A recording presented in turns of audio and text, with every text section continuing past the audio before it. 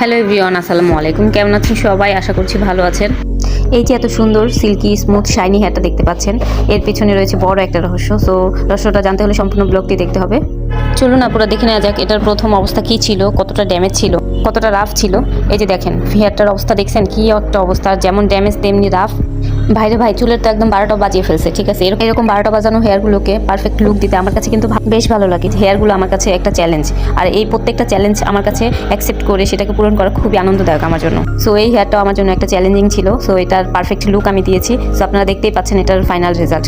আমার এই হেয়ারটার final result আপনাদের কাছে কেমন লাগছে সবাই কমেন্ট করে জানিয়ে দিবেন। আর হ্যাঁ, আমাদের লোকেশন হচ্ছে আমিরাবাদ বাদাম গাছতলা কাঁচা সেন্টারের অপোজিটে, জিঞ্জিরা, রানীগঞ্জ, ঢাকা।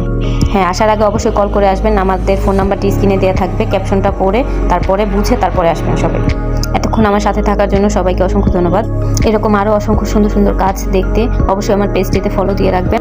আর হ্যাঁ, এখন কিন্তু অসংখ্য অফার চলছে রুমানা গোল্ডেন বিউটি পার্লারে। এই হেয়ারটাও কিন্তু অফারেই করা হয়েছে। অফার প্রাইস ছিল মাত্র 2999 টাকা। সো যারা যারা এরকম সুন্দর হেয়ার করতে চান, সো সবাই চলে আসবেন রুমানা গোল্ডেন বিউটি পার্লারে।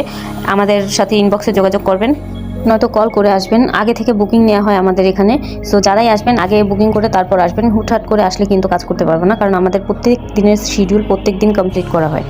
সো যারা যারা এই ঈদ উপলক্ষে রিবন্ডিং করবেন, সো তাড়াতাড়ি চলে আসবেন রুমানা গোল্ডেন বিউটি পার্লারে। আর হ্যাঁ, অবশ্যই হাতে পর্যাপ্ত সময় নিয়ে তারপর আসবেন, কারণ মনে রাখবেন যত সময় দিব কাজটা তত বেশি সুন্দর হবে।